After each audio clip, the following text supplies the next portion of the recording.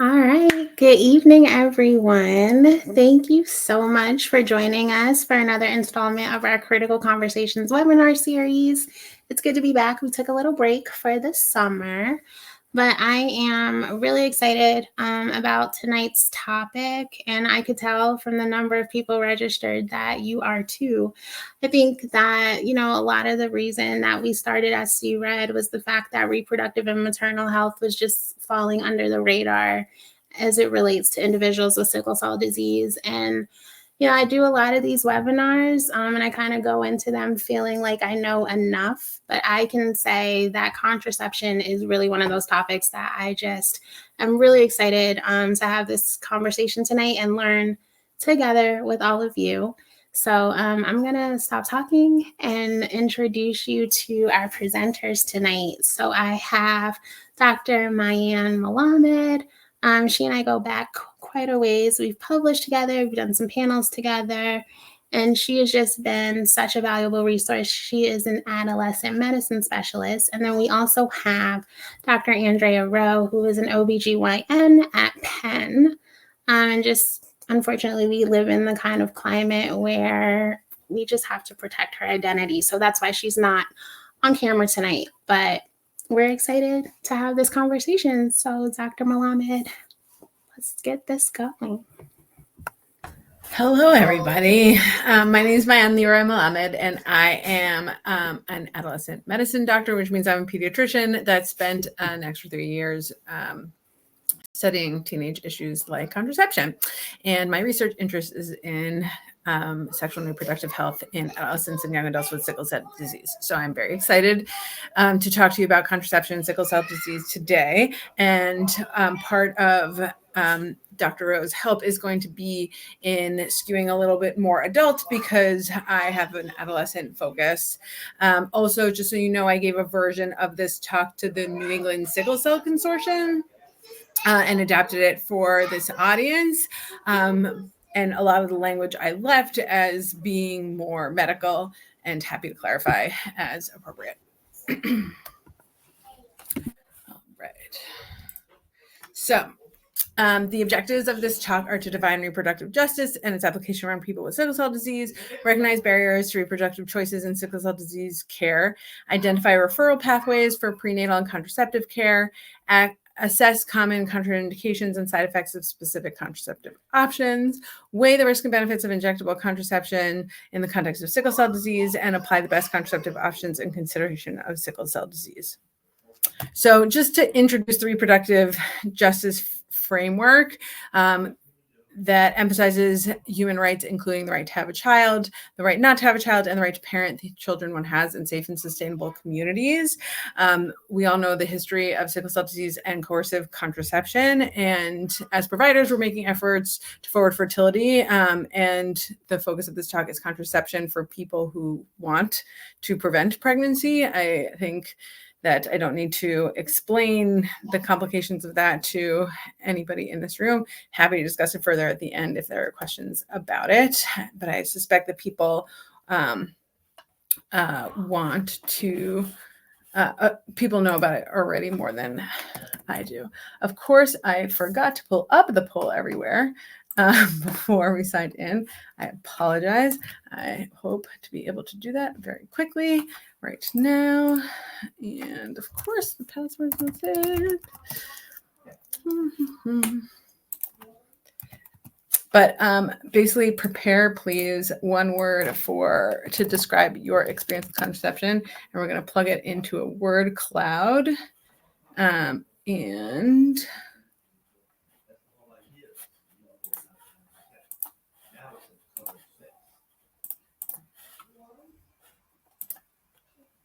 okay, sorry, guys.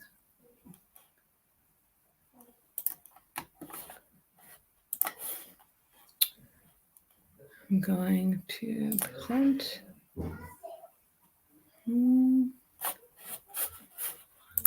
Share this tab instead. Okay. All right. So you can go to Poll Everywhere and type in my name, and hopefully there will be responses, ideally. Should have had Tiana test this first. Should we scan that QR code? Yeah, you can scan the QR code or you can type it into your browser. Okay.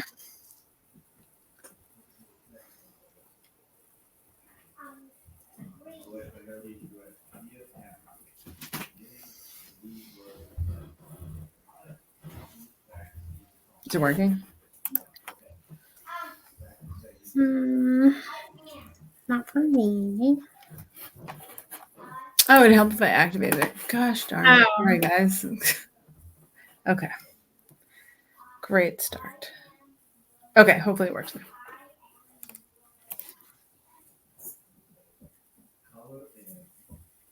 You can also join by text. Okay. Is it working? No. Cool. Can we? Maybe we can come back to Oh, it's working. It's working. It's working. Responses are coming in. Okay. It is working. Okay. Okay, limited experience. Fair enough. All right, I'm gonna give it another minute and hope that it works because I really want to know who's out there and what they're thinking. Okay, awesome.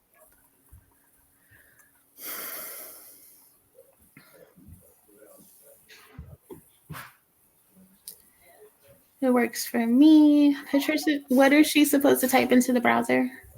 A word or two you might use to describe your into the browser, polev.com/MaayanLeroym847. And if you have your phone handy, it might be easier to just scan the QR code. It will take you to the same place. Oh, I love these responses. So I'm glad it worked. Oh, wow. I consider it. Some of them are heartbreaking.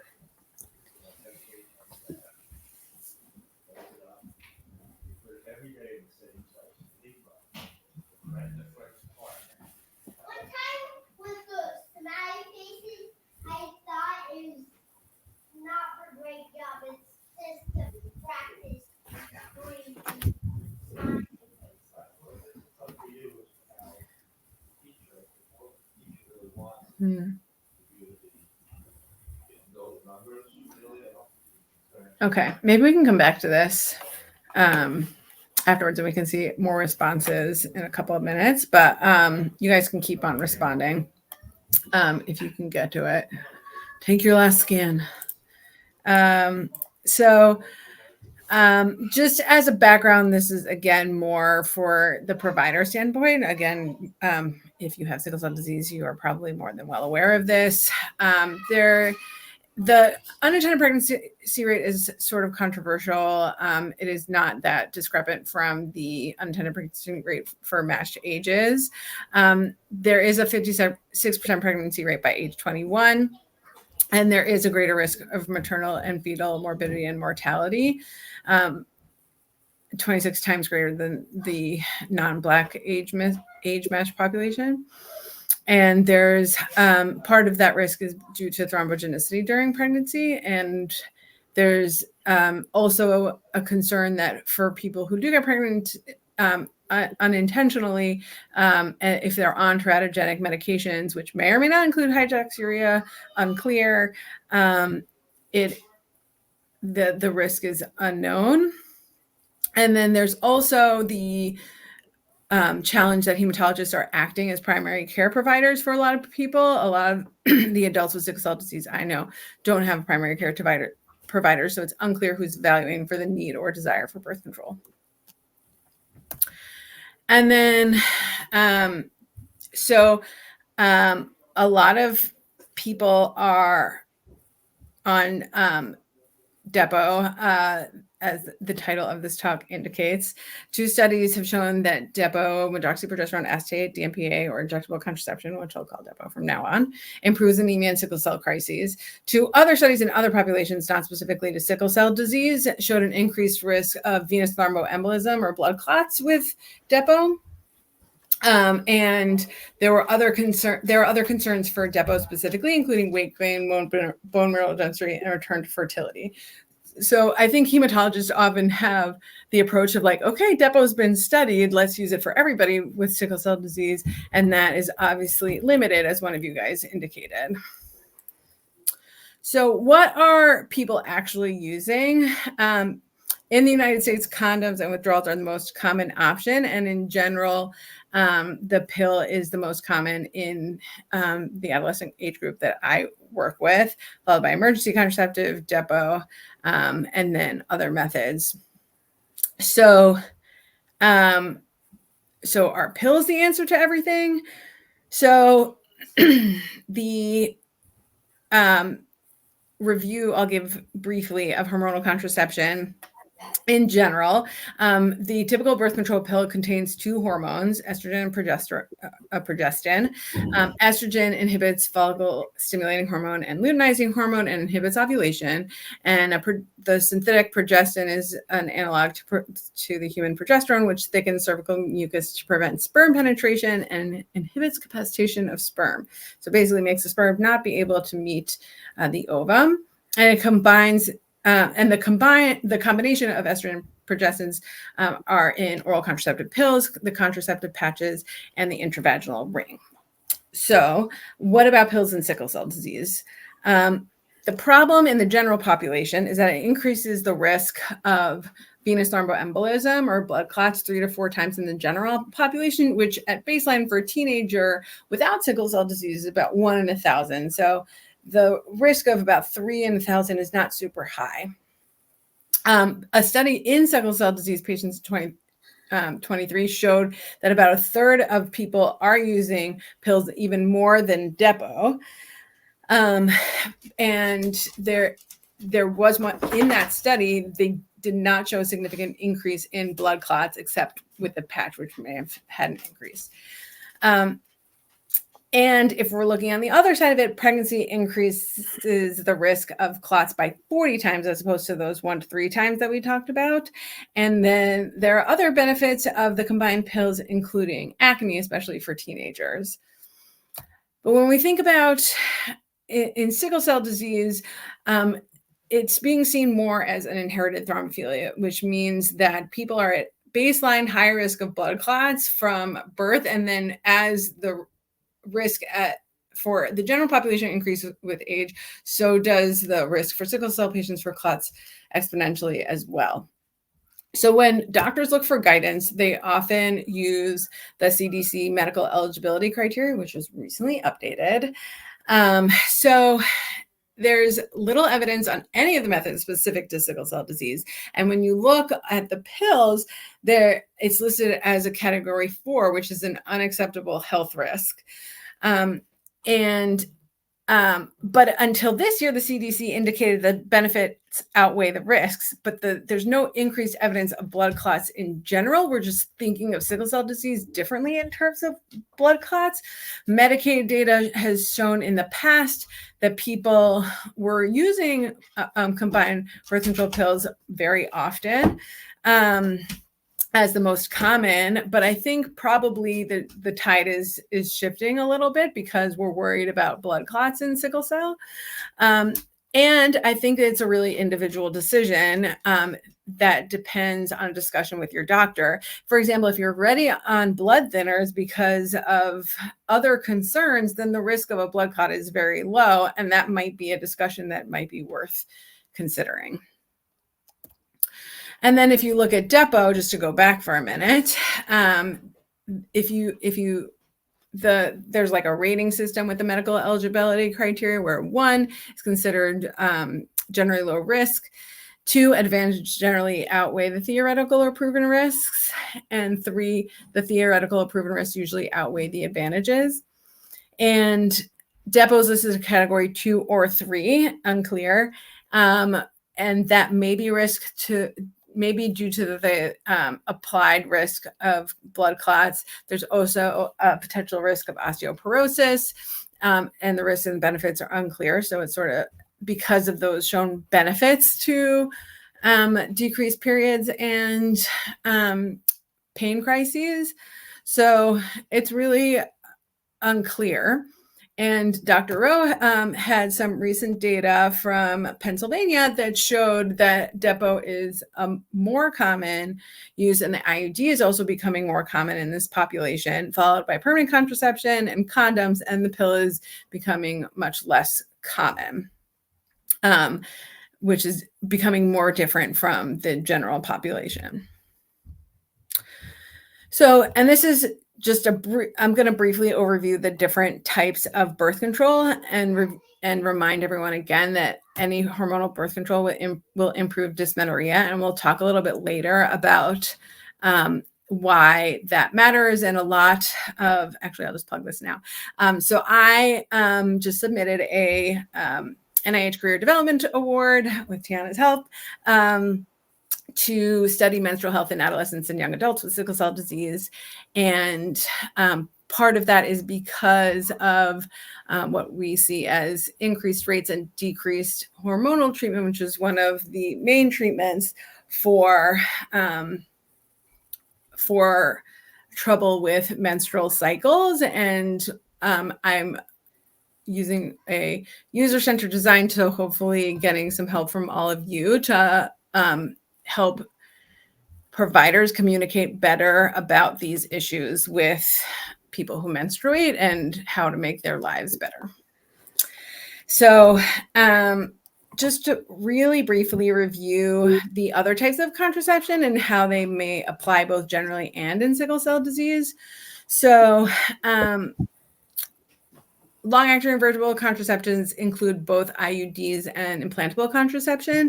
They're generally the most effective methods in preventing pregnancy. They're also the safest with a lot of the fewest side effects, including no estrogen, which is the culprit in the increase in blood clots. Also, there's low rates of contraindications in general. People tend to be satisfied once they get it, more than short-acting methods, and continue it. They last a lot. They can last a long time. They can have rapid return to fertility. They can be cost-effective and are less likely used by teens because of that sort of investment in the insertion of the device, and also sort of the complicated messaging around them. So just to review briefly, the next one on the contraceptive implant is progestin-only method that is approved for up to 3 years, but it's been proven effective for up to 5 years. So that's usually how long we leave it in or until somebody wants it out. It inhibits ovulation. The bleeding pattern with it is irregular, and bleeding is usually one of the reasons hormonal contraceptive is recommended. So that can be a little bit tricky. About a quarter of people have periods stop. It does improve period cramps and heavy bleeding in a larger amount of people, and about 1/10 of people discontinue use of it because of the irregular bleeding with it. So then moving on to the intrauterine device, the levonorgestrel IUD or the progestin IUDs, or intrauterine systems or intrauterine devices. Mirena and Liletta are the ones with the highest dose of progestin, and then there's sort of a medium dose with Kyleena and Skyla, which lasts less time and has lower dose of progestin, so more likely to have some bleeding with it. They have a steady dose of progestin that is localized to the uterus, and they can be used for up to 8 years effectively. And a doctor does need to insert them and remove them in the office with significant discomfort and pain. Some places, like we often will do it under sedation if somebody desires that. Most will cause irregular bleeding initially, but in 90% of people, periods become lighter with the Mirena and Liletta. And in about a third of people, periods will stop altogether, which is sometimes beneficial. Maayan, can you put this in presenter mode? Oh gosh, thank you. That's embarrassing. Okay. Thank you. There you go. Thank you for alerting me. Gosh, you saw my secret notes. So the copper IUD is a non-hormonal method. It works with copper ions and can last up to 12 years. it can also work as emergency contraception. It causes bleeding to be heavier, longer, and crampier. I don't know why this says for the first 6 months. That's an error. It's pretty much for good during the duration of it. So it's often not ideal for people with heavy bleeding or painful bleeding. And very rarely desired in teenagers as a result. So I'm really briefly going to overview the non-hormonal methods. This is the internal condom and the external condom, formerly known as the female and male condoms. Basically, it's applied to the penis or inside the vagina right before sex. And it's for like one-time use. It's the only way to prevent sexually transmitted infections, as well as being okay for pregnancy prevention, but beneficial in a lot of other ways. I forgot to put a male sterilization picture up here. I apologize about that. Being an adolescent medicine doctor, sterilization is not my strong suit, and I will let Dr. Roe answer any questions about those. I have no financial interest in bedsider.org, but I recommend it to everybody. I feel like it lays things out really nicely. They have other sexual and reproductive health tips and like a guy's guide with like videos and just a lot of really nice guidance. And they have like Q&A videos and like you can sort of scroll through and explore things really nicely about different types of birth control. So I would recommend that to get information in your own pace about birth control. So then when people are asked about what birth control they want, how do they choose and how do we present it to them?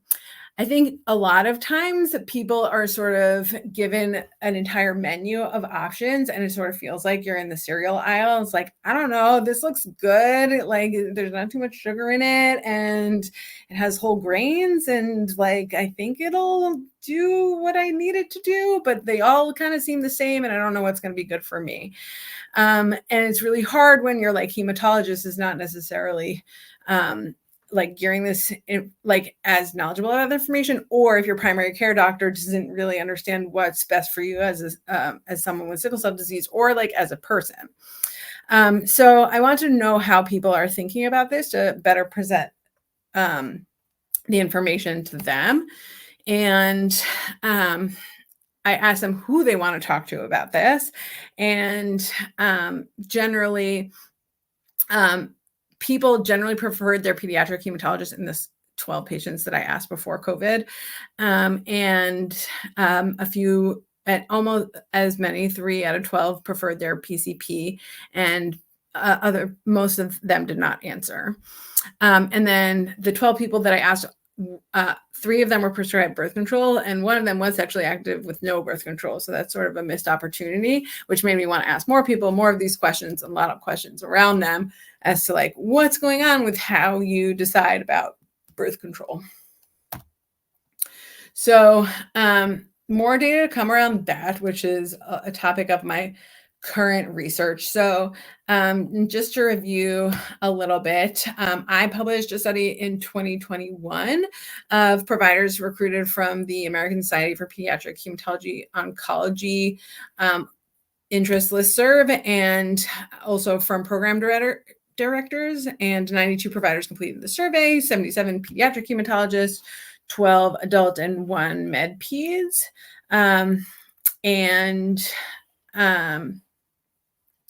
Found and asked them a bunch of questions, including how important do you feel sexual and reproductive healthcare is for your adolescents or young adults, sickle cell patients? Should this be standardized in sickle cell centers? What do you want to discuss with parents and what without them, including contraception? And then do you have a preferred method of contraception for pregnancy prevention for your sickle cell patients? And so most providers didn't, and then we asked them separately if they thought that combined hormonal contraceptives like with estrogen were acceptable for birth control, and about a third thought they were acceptable, and a fewer for the patch, and and about a third for the ring. And there was no difference between pediatric and adult providers, which was pretty interesting. And then we asked them separately if combined hormonal contraceptive with estrogen should never be used. They were pretty ambivalent about it. 38% disagreed, 30% neither agreed nor disagreed, and 5% strongly agreed, 9% strongly disagreed. So there's no clear consensus on like, is estrogen okay or not, which I think speaks to sort of like the like unclear nature of like blood clots and individual histories. And they said like if there are no other risk factors, there was sort of a split as to like 47% agreed, 4% strongly agreed that people can use combined hormonal birth control, 4% strongly disagreed, and 17% disagreed. And a third neither agreed nor disagreed. And then separately, they asked about pregnancy. Is it high risk in anyone with sickle cell disease? And 46% said strongly agree, 41% agree, 8% said neither agree nor disagree, 4% said disagree, or 1% said strongly disagree. And just to plug that pregnancy can be safe for women with sickle cell disease, and needs to be sort of thought out, or it needs to be thoughtful and discussed, I think, especially if people are on teratogenic medications. And it's up to the person. So then asking the providers a little bit more details about what they thought. And we got a lot of quotations from them that I won't share all of them. Basically, they said, I think it would be a stretch in my imagination that pediatric hematologists will be learning how to put in subcutaneous implants or IUDs. And then I tend to steer away from estrogen if we can, but then I also remind them that pregnancy is a higher clot risk than a lot of birth control pills are. So it depends what your weight is. They discussed family decision-making. They discussed dysmenorrhea, fertility, priapism, thormogenicity, and breastfeeding, vaso-occlusive crises, and sexual function as the key themes on the context of the mortality benefit of contraception. So in conclusion, people with sickle cell disease deserve individual contraception considering historical trauma, interaction with their individual disease process, increased menstrual concerns, perinatal risks, and healthcare limitations and connections, and their individual needs and desires. And I think this is where I'm going to hand it off to Dr. Roe, if that is all right. Thank you so much, Dr. Leroy Melamed. I really appreciate it. That was such a great overview. And at the end, we're very, very happy to take any questions about any individual methods. And we know this is like such a whirlwind and the information can be confusing because sometimes there are no clear-cut answers. So very happy to talk this through and dissect a little bit more if you guys would like. I'm just going to spend a few extra minutes talking more about periods and how that relates to contraception, and then also some current research in those areas. So first, you all might be aware that periods can be a really difficult time for people with sickle cell disease. Over half of people with sickle cell disease who menstruate report dysmenorrhea, which is basically just another way of saying painful menstrual cramps. And that's something that many people experience and is a little bit hard to measure. So it's hard to know how many people in the general population have dysmenorrhea, but certainly over half of people with sickle cell disease report it, which is a lot. And then over 1/3 of people who menstruate with sickle cell disease report sickle cell pain crises that are actually associated with their periods. So occurring either with their periods or just beforehand. And then importantly, in this diagram that you can see in the middle of this slide, people with sickle cell disease are really able to distinguish pain that is menstrual related, so just menstrual cramping, from their sickle cell pain. So basically in this study that was done by Dr. Diva Sharma,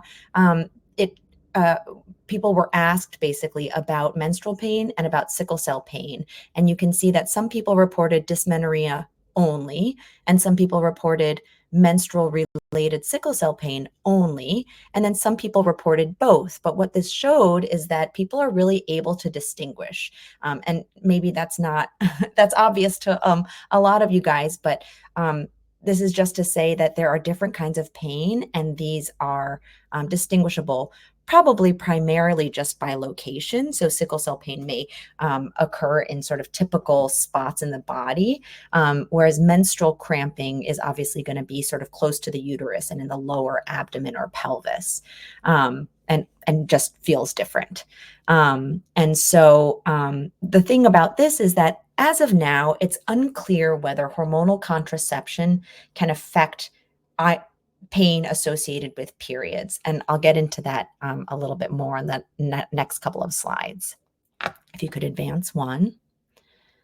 So just to take a step back here, sort of one way that I have became very interested in this, and I think is like really interesting to remember, is that when you look at sickle cell pain rates between females and males with sickle cell disease, you can see that females actually experience more frequent pain episodes, especially during their reproductive years, which are the like middle of this slide where the peak of the curves are located.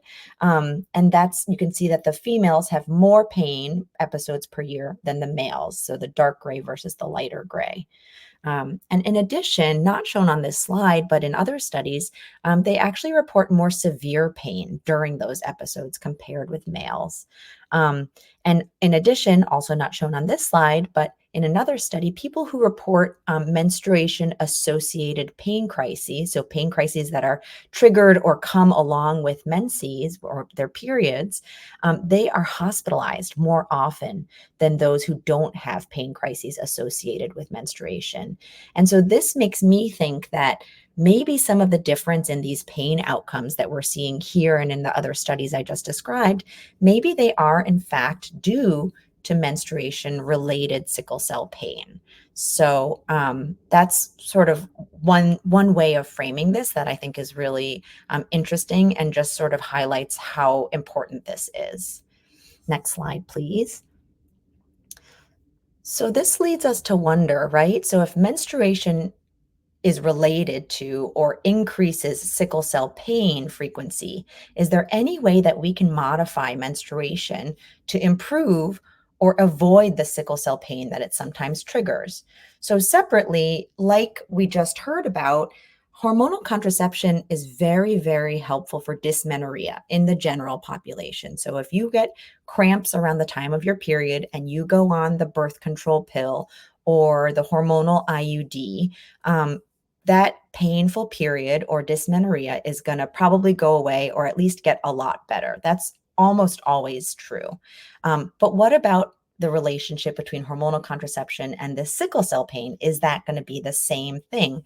And so there was a very old study, and you can tell that it's old because this is like a Xeroxed, very faded graph. That is the best version of this graph that we've got. But in this old study that was done, pre-2000, they saw that depomedroxyprogesterone or Depo-Provera, which is that progestin contraceptive injection, was actually associated with a significant decrease in pain frequency in females with sickle cell disease. And that was compared to people who used no hormonal contraception. So over time, so everyone started at that dot on the left, and then over time they were followed out. And basically the people who had the lowest level of pain episodes by the end of the study were in that lowest line, and those are the people who were using Depo. And so this really suggests that maybe Depo had a positive effect, had improved this pain. And you can sort of make sense of this, right? So if people are having ups and downs with their hormones in their bodies, and then Depo is an injection that actually tells your body to stop creating all of the sex hormones that cause you to menstruate and cause you to ovulate and do all those things. If all of those hormones get kind of flattened out and stay low, maybe you don't menstruate, and maybe those hormones aren't fluctuating and getting high, and maybe that's why you don't have pain. But this is all sort of like us trying to understand this. And like I said, this is a really old study. So if you can go to the next slide. I'm actually really interested in replicating that study in a modern era. But 1997, I don't know, to me doesn't sound like that long ago, but it really is. And lots of medications have changed, and people with sickle cell are using different medicines than they were before. And I think that there are sort of better ways to do that study. So I'm going to tell you that the fourth bullet point that I have on this slide is actually a study that we just got grant funding from the NIH to do. So we are looking at people who are not using any contraception for 3 months, and then we're going to ask them to use Depo for 3 months. One injection actually just lasts 3 months. And then we're going to compare before and after and see, does the frequency of pain episodes change? We're also going to do blood work and say, like, do certain biomarkers that might be associated with pain crises, are those different? And so stay tuned. It's a 4-year grant. So I'll let you know how it all goes in a little while. But in the meantime, we're doing some other studies too. I'm actually going to work backwards from the bottom there. The Nexplanon study, that's the contraceptive implant that goes in your arm. And that I'm doing a very similar kind of study on. So looking at people at baseline and then placing a Nexplanon to see if that actually helps with pain at all. It's never been studied. We really just don't know. And so that's something that I'd like to know a little bit more about, because we just don't have any modern information on whether hormonal contraceptives have any effect on pain. And then in the first 2 studies that you see listed on those bullet points, we're looking at biomarkers in the blood. So factors in the blood that may change during pain episodes versus at baseline when there's no pain. And we're looking to see if that's different. They're definitely different between having a pain episode and at baseline. That's known. But we're looking to see if it's different between females and males. So like, when a female individual has a pain crisis versus a male individual with sickle cell disease, do those blood factors look different? We just don't know. It hasn't really been broken out by sex like that before. And so we're interested in that. And then for the second biomarker, I don't know why I'm going totally out of order here, but just to keep everyone, awake here, for biomarkers across the menstrual cycle, what we're doing is we're looking and seeing those same biomarkers that I'm looking at in bullet number 1. I'm seeing, do those change over the menstrual cycle? And might that be associated with higher risk of a pain crisis, say around menstruation? So if there are certain blood factors that kind of go up around that time, just naturally, maybe that can be an explanation for why things are happening at certain times of the menstrual cycle. And that's really not been looked at. And we know in the general population that lots of things change across the menstrual cycle that may not be significant, but maybe for people with sickle cell disease, that is more significant. So stay tuned on that. Lots of interesting things for us to look at. So I think in general, I just feel like this is a really exciting time for sickle cell disease and reproductive health. I think sort of unfairly, it hasn't really been looked at, and that really shortchanges people with sickle cell, and especially people who menstruate, because there's so much sort of pointing towards, interesting things and problematic things happening around menstruation, and yet we still don't fully understand it. So I'm hoping that over the next few years, we're going to really understand a lot more and get information that can help you guys make some decisions about your health care. So that's what I've got to say on that.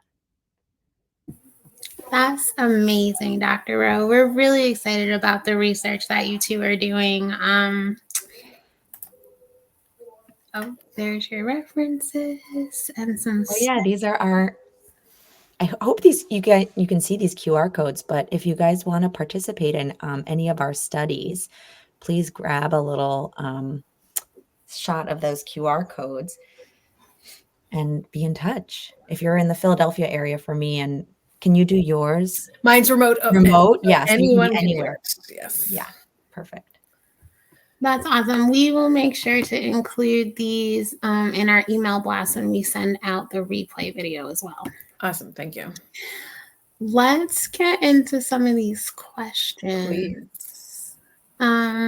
It just really resonated with me, the whole presentation, but particularly when both of you kind of touched on the toll that your menstrual cycle can take. I remember back in high school, before I got my IUD, I would literally have incredibly heavy bleeding, horrible cramps. I remember one time, like, just being on the bathroom floor in my school, and it would always send me into a crisis. So I would miss like a week of school every month because of it. And it did not change until I got my IUD placed. But I do have someone watching who is saying that she has a progesterone only IUD right now, and she still is having heavy bleeding. So what should her next step be?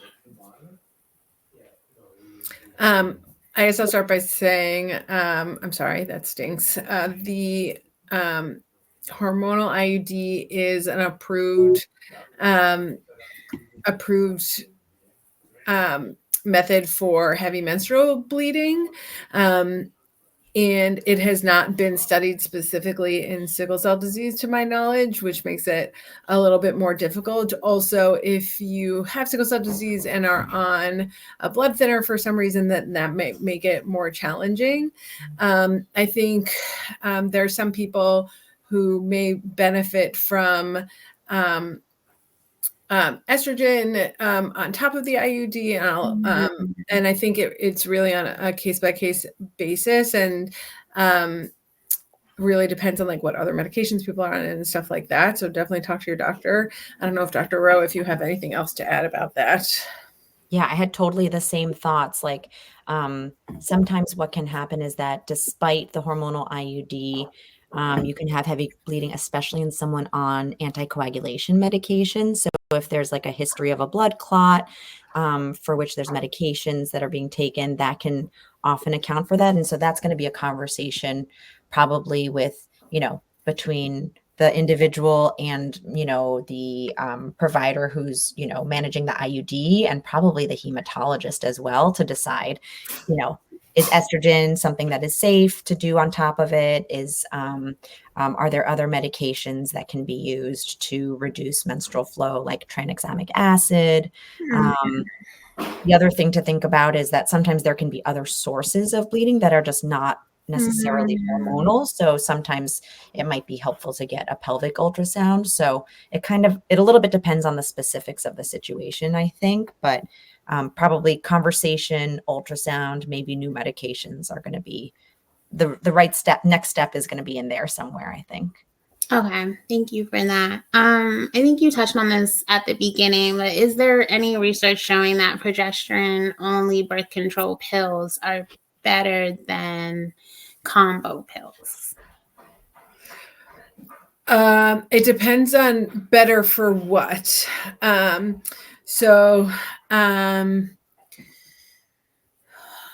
trying to think of what better necessarily means. So if we're talking about pregnancy prevention, or if we're talking about for menstrual treatment for like heavy menstrual bleeding or for painful menstrual bleeding, it depends.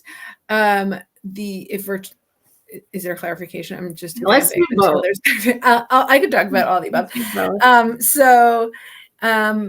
When it comes to pregnancy prevention, the studies on progestin-only contraception are sort of mixed together with the combined ones. So when you look at the labeling, it's all somewhat together. So they're labeled as being as effective for pregnancy prevention as each other, the same effectiveness rate, which I want to say is an 8% failure rate. And Dr. Roe, you can please correct me if I'm wrong. You got it.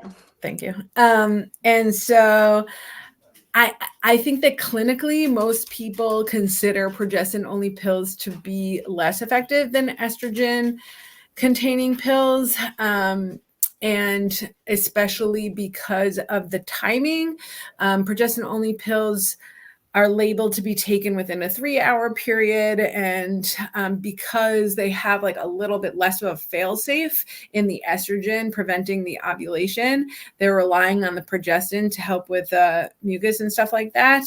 And depending on the progestin and its half-life and stuff like that, it may or may not be more of a problem if it's taken outside of that 3-hour window, whereas the estrogen containing pills are thought to have more like a 24-hour window. But really not super well studied. And it also depends on which progestin only pill and which estrogen containing pill and stuff like that. So I think there are a lot of different factors in terms of pregnancy prevention. When it comes to predictable bleeding, that can be something that estrogen can be helpful for. That's part of the reason why estrogen-containing pills can be more common than the progestin-only pills. I think that with new progestin-only pills also that are coming out that may be changing, and I know OBGYNs that are preferentially prescribing progestin-only pills because of that decreased risk of the estrogen, and just have a preference for the progestin-only pills because they work as well for most of what people are using them for. I think I interpreted better in any way that I could. Dr. Roe, can you fill in any gaps I may have missed, please? Yeah, the only thing, I completely agree with you, but I thought the same thing. Better how? What do you mean by better? Better is in the eye of the beholder, right? I think that you're exactly right. And just to reiterate, sort of the effectiveness of a method at preventing pregnancy is often reliant on the individual taking that medication, right? Just like any sort of other medication, like it works if you're actually taking it. And pills, daily pills, are really hard to take and easy to forget. And so in that respect, that's why pills are not as effective, we say, as like the IUD, because the IUD, you can't forget to take it because it's always there. But that doesn't mean that, that doesn't mean that you necessarily want an IUD, but that's just one sort of row of all the different things that you're thinking about. That's one of the factors that you're considering potentially. And so when you think about the effectiveness, the combined pill, and when we say combined, we mean estrogen plus progestin versus the progestin only pill that doesn't have estrogen. Those two we think are probably different because if you forget the progestin only pill more, it doesn't work. It works even less well, probably, because you can't make up for things quite as much. However, I will say that there is a new progestin only pill that's on the market, and I don't work for this company and I'm not promoting it in any way, but the brand name is Slynd, SLYND, and it's a drospirenone only pill. And drospirenone is found in other combined pills. But what's nice about this new pill is that it actually does suppress ovulation. So whereas the classic progestin only pill, which I don't know, we call like Micronor, or some people refer to it as the mini pill. Bless you. It's a different hormone.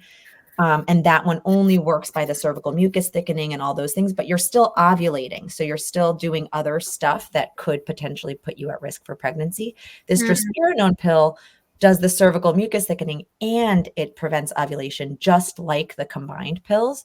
So it feels like that one should work a little bit better, but there have not actually been any head-to-head comparisons of the two progestin-only pills that are on the market. But if you can, if there are people who are who need a progestin only pill and would really benefit from that suppressing of ovulation and, the other things that that pill comes with, I really, strive to get the Slynd for them. However, that's a little bit of a hard, it's not always covered by insurance, I think, because it's lumped together with this other progestin pill that's really inexpensive. So sometimes it requires a big conversation with insurance companies and things like that. But just to know that this other one is out there, and just because, the typical progestin only pill didn't work for you or you had side effects, just know that there's this other one out there as well that you could ask your doctors about. I also want to add, we talked about the 2 types of progestin only prescription pills, the mini pill and which is norethindrone, and the drospirenone, and the over-the-counter pill is the O pill, which is I'm totally blanking on what the progestin is. Norgestrel. That's what I thought, but then I was like, is that right? I know. Okay, it's norgestrel, and it's thought to work more similar to the mini pill, which is the norethindrone. So it's not as it doesn't have like a placebo couple of days. It doesn't control bleeding as well as the drospirenone. It doesn't prevent ovulation as far as we know, but it is available over the counter, and you don't need a prescription for it. And I'm trying to look back at my slides on the ratings and confirm that it is a 1 on the it is a like generally low risk option for sickle cell disease. Wow. Okay. That's all so fascinating to me. I haven't really been keeping track of like the different pills because in high school I did get on a birth control pill for bleeding, and like Dr. Roe said, I was forgetting to take it, and I was still having bleeding, and then I also did get my first pulmonary embolism. So I got my IUD, and it's been the best thing ever. But there are some questions, just kind of wanting to know, like, this is a lot to digest. It's kind of overwhelming. So I know, Dr. Rowe, you already spoke about like shared decision-making and the importance of multidisciplinary care. But I'm curious to know from the 2 of you, what other advice would you give to warriors and their caregivers about how to navigate and kind of figure out what method works for you? I think that I tell all my patients, and this isn't like a super fun answer, but the reality is that sometimes it takes a little bit of trial and error to find the method that's best for you. A lot of people don't find the method that they like best on their first try. Ideally, that's not because you get a pulmonary embolism. Ideally, it would be with a little bit more like, shared decision making with less risk. And also like part of shared decision making is like knowing risk and understanding those things together. I think that like going on websites like Bedsider, the CDC has a website on different methods of birth control, learning as much as you can about the different methods, like talking to friends and stuff like that about their experiences, as biased as that might be. At least it's like giving you information, and it's somewhat taboo to talk about sometimes. And I think it can be helpful. And I think like bringing it up to your provider, and I think it depends like who your provider is, like what information you could bring to them. Like that's part of the work that I want to do, is like having the provider have guided information, like if it's a hematologist, giving them the information about the different types of methods to best be able to have those conversations with people, and giving PCPs the sickle cell specific information that's helpful. And just being as informed as you can, and knowing that no method has been proven to cause long-term infertility. No method is more dangerous than pregnancy. And like, I don't want anyone to take any unnecessary risks, and have those conversations with your provider. Hopefully that was helpful. Dr. Rowe, please. Yeah, I think that's great. I always say, when we're starting a new contraceptive method, this is an experiment. Like you don't know if this is going to work for you. I mean, we can read about things as best we can. We can ask our friends, we can ask our family. but you won't really know until you try something for yourself. And that's true for so many things, not just contraception, of course. So I think that that's, it's hard to predict in advance, but you can get as much information as you possibly can so you can make a good and informed decision for yourself. The other piece I'll just add is that, until we have this awesome education that is going to the hematologists and the PCPs and the OBGYN so that everybody is super well informed, I think, individuals with sickle cell, unfortunately or fortunately, have to advocate for themselves, and so we learned in studies, we did some qualitative work, meaning we did interviews for with individuals with sickle cell disease and asking about reproductive health issues and sort of what your experience has been, what your experience has been with contraception, who you heard about these things from, and who you trusted to get information from. And we heard a lot from a lot of people that, people with sickle cell disease were really caught in the middle, right? So you go to your OBGYN and they don't know as much about sickle cell disease as you would hope. And you go to your hematologist and they don't know as much about contraception as you would hope. And so it's, unfortunately on your shoulders to, educate and kind of help facilitate those conversations. And so I would just say, like, don't give up on that. And, maybe make those two people talk to each other. In addition to you being the go-between. So definitely feel empowered to advocate for yourself, to share information, to share what your concerns are, and get everything out in the open so that everybody can help you and make the best decision for yourself. I love that. And that's actually a great little segue. I'm going to make a shameless plug that I've been working on a project in collaboration with 13 different providers across many disciplines. And we've been coming up with this reproductive life manual because it is just so much to navigate, you guys. And so, when I look back, I wish that I would have had some type of like a blueprint. So over the last 2 years, my team and I, we've been working on that blueprint and it's finally finished, and we should be able to publish it at the beginning of next year. So I'm really excited about that. It's going to include things like overviews, everything from puberty to menopause, priapism. We did not leave the guys out either.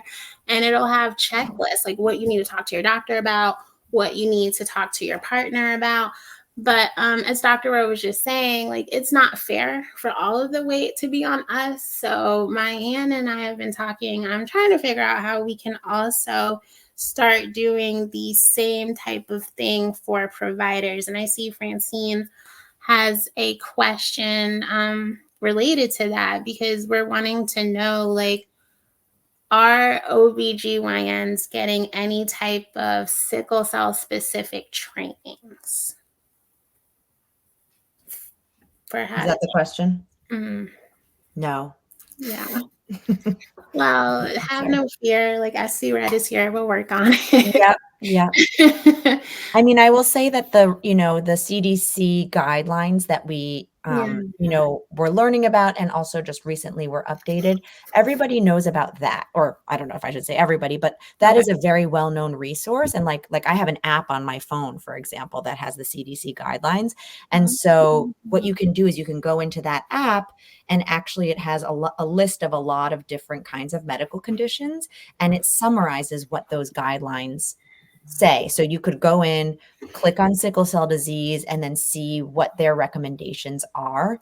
But I will say, even though I, helped and participated in some of these discussions around those guidelines, there's still a lot of nuance that is not captured in a category 1 or category 4, and all the things that we were talking about where, a conversation and sort of putting, your head together with your hematologist and your reproductive health provider, you might come up with something that is, different from the red light, green light recommendations on that app. So I guess I would say that even if we don't receive sickle cell specific training, there is access to things and people know about these resources.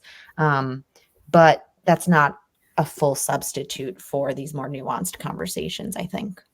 Makes sense. And this probably isn't even fair to like ask you this, because I guess you can't speak for like all providers, but I know when I've sat on like committees with NIH or ASH and we're doing guidelines, say for like ER treatment or something, what we find is that a warrior might go and pull the guidelines up, but the provider is really not interested in following them. Do you feel that this is totally different and unique so that the provider's attitude is like more receptive to following those guidelines? That is so hard to probably speak for everybody. Right. Yeah, I think I would just be more worried if somebody were accessing these guidelines that they would just kind of stick to Hmm. things so literally. So I don't know. Number one, are you even accessing the guidelines? That it's so hard to tell. I can't speak for, all OBGYNs across the country.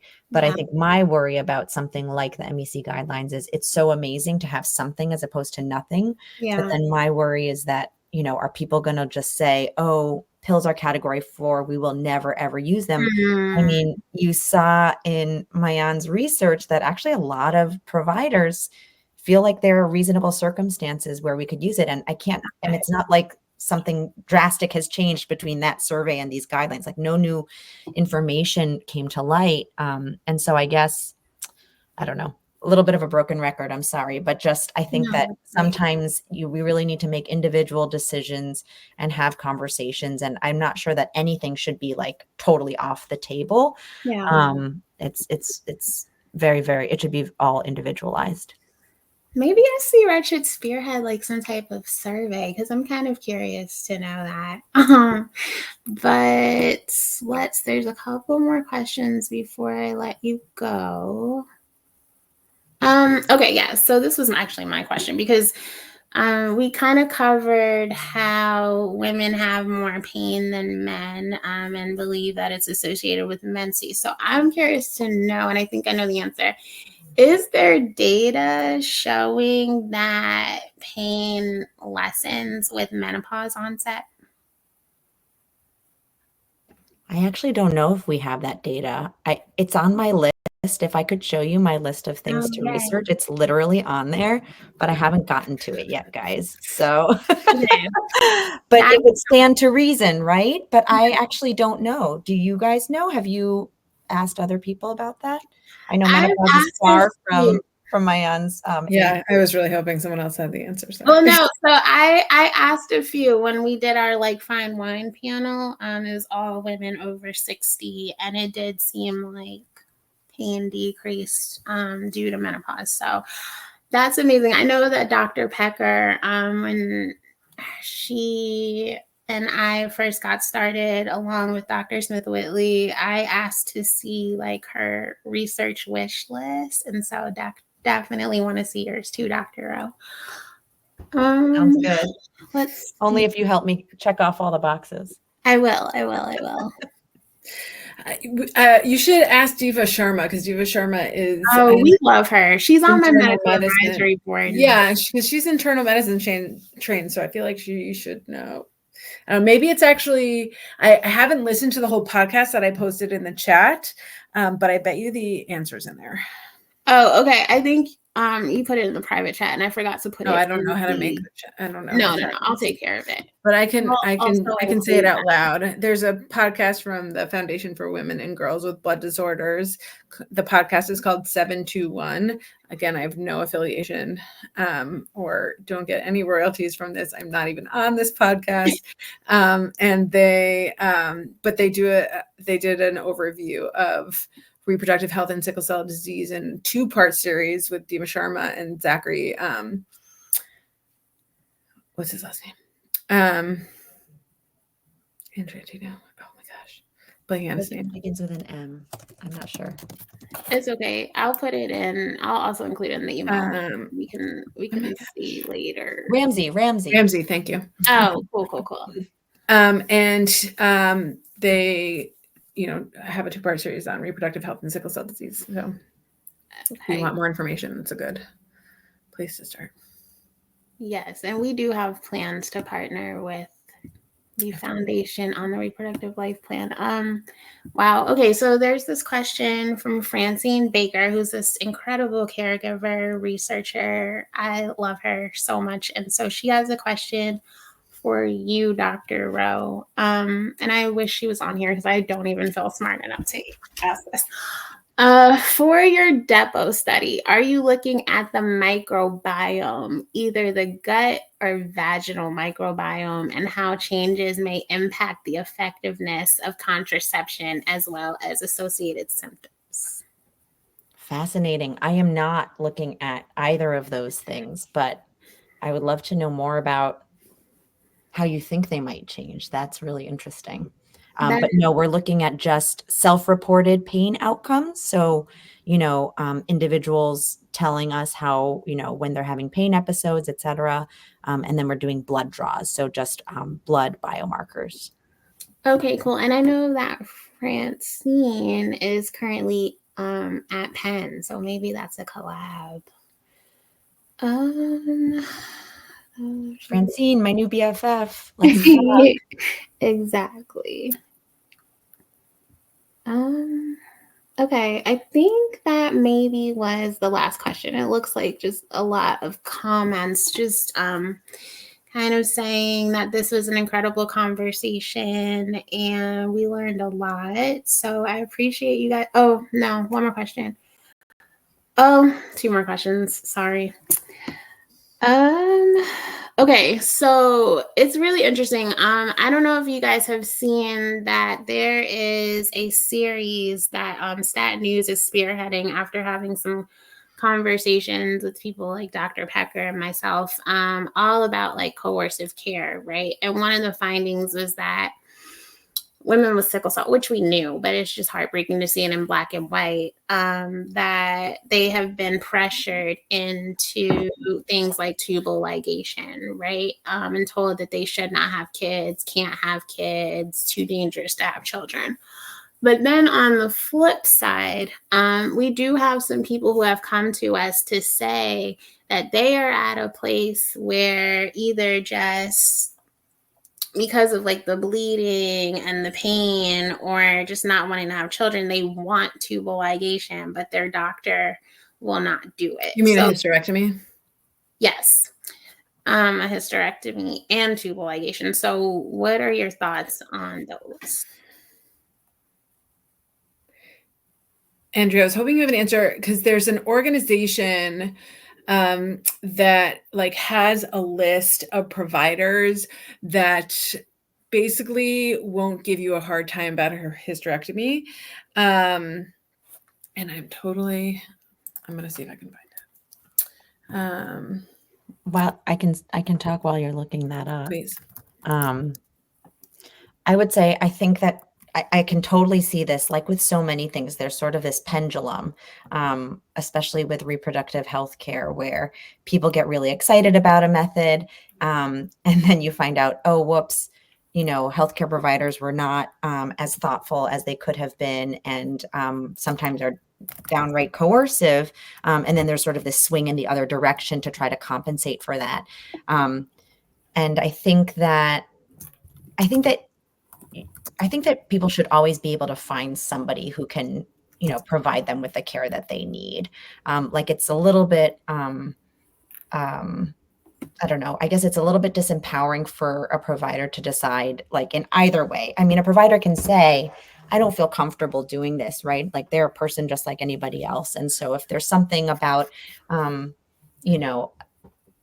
procedure or something that they are not equipped to do for whatever reason, they're allowed to, but you're also allowed to just go somewhere else and find somebody who will, sort of listen to you and your concerns, and talk with you, to find, the right thing for you. And I would say it doesn't feel like it should be that hard to find somebody who would be willing to talk with you. Sometimes people, you want to hear about what have you tried and all of those kinds of things. But a similar thing has happened just sort of separately with tubal ligation, or we call it self-injectomy now, because usually people are removing the whole tube, not just sort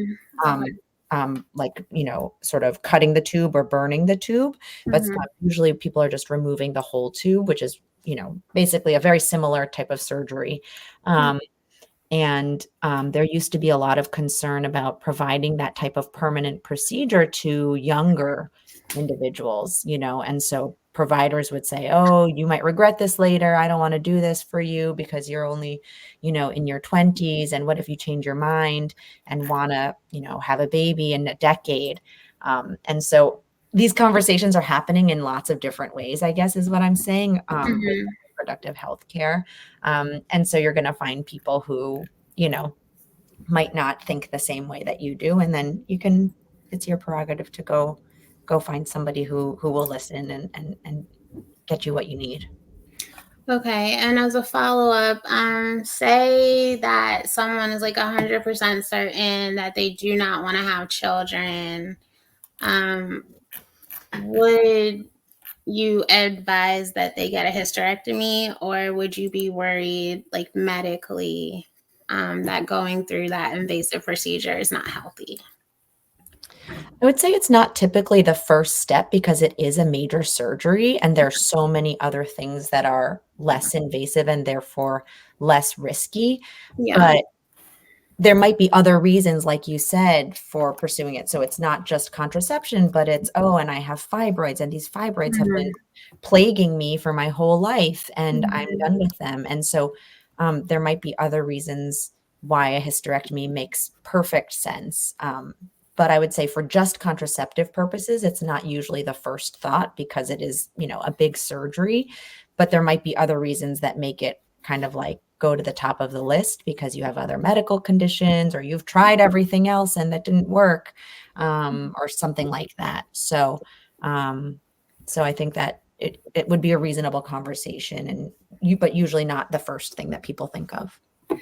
Okay. And Constance, I see your comment saying that this was a great discussion, but you would like to have a conversation on fertility and infertility. So I don't know if you know my story, that I actually had a bone marrow transplant about 12 years ago, a haploidentical transplant, and went into my consult saying, like, I'd be willing to risk anything to be cured of sickle cell, even death, but I don't want to be infertile. So not having access to grants and like policies in the way that oncology patients do, not getting a fertility consult, just not seeing anything specific to sickle cell and fertility is really the inspiration for starting this organization. So if you go to our website, we have a playlist of all of these critical conversation webinars that we've done in the past.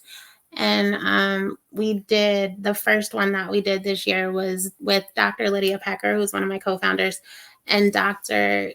Kate Vaught, who is a reproductive endocrinologist on infertility and fertility. And they also did speak about IVF. And before the year is over, I do have somebody else coming to do a session on IVF with PGT.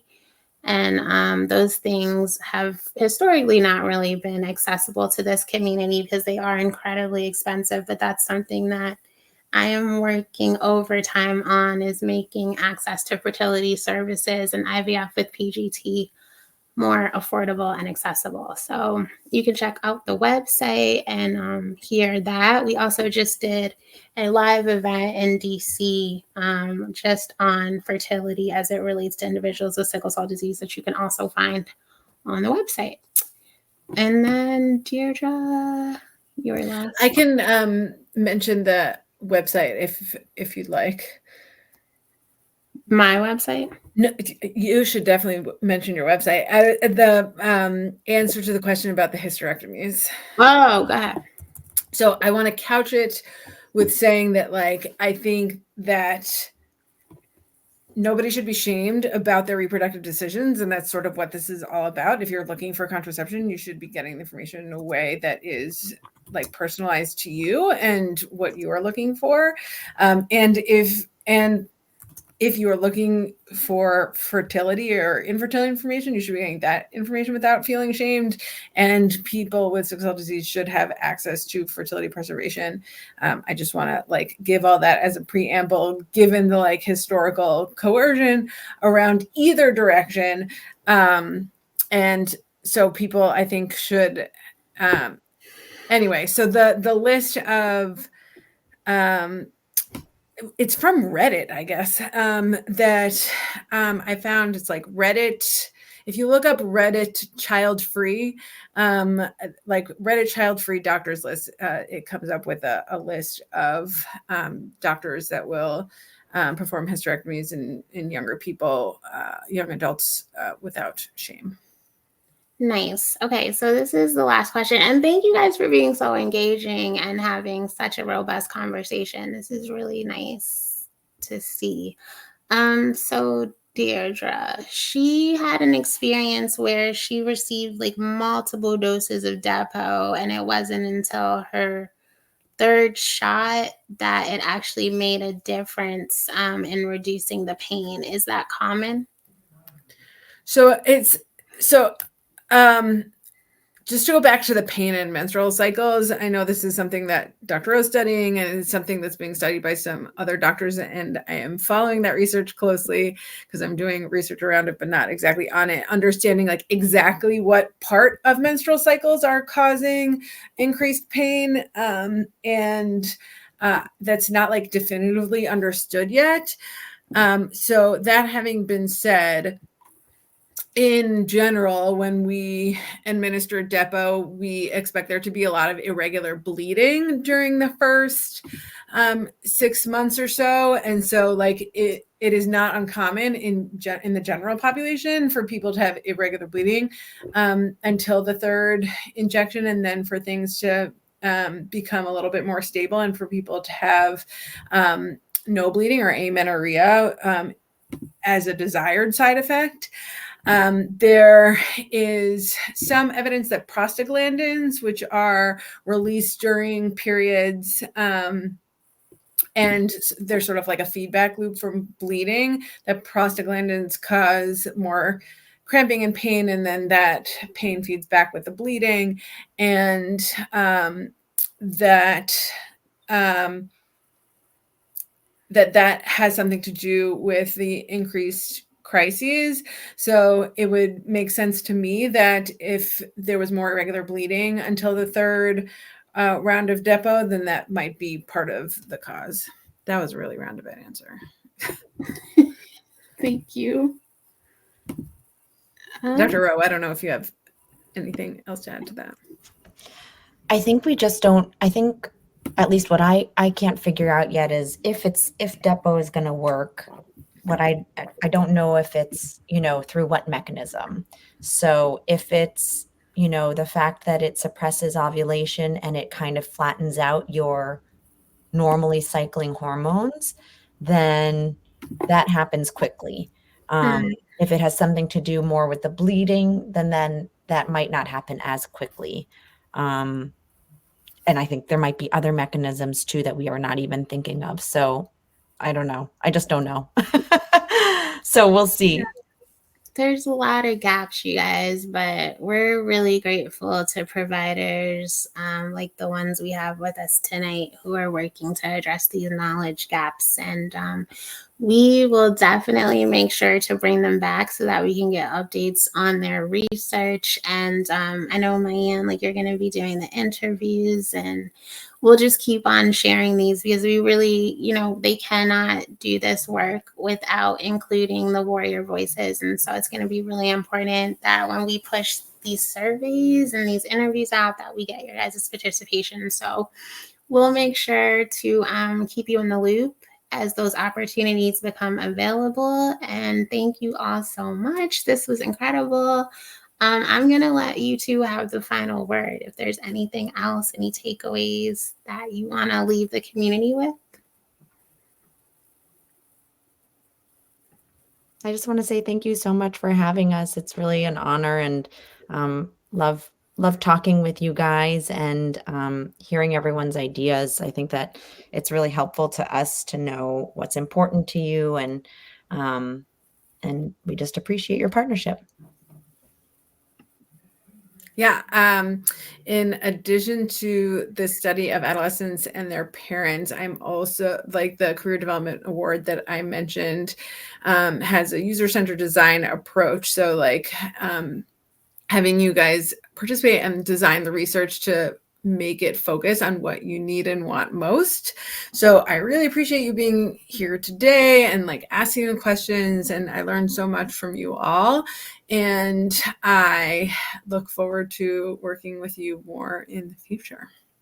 All right, awesome. So we are going to take a break. I know I usually do like 2 of these a month, but it's STDIA. So we're not going to do one. This will be the only one this month, but we will see you next month. So thanks again for joining.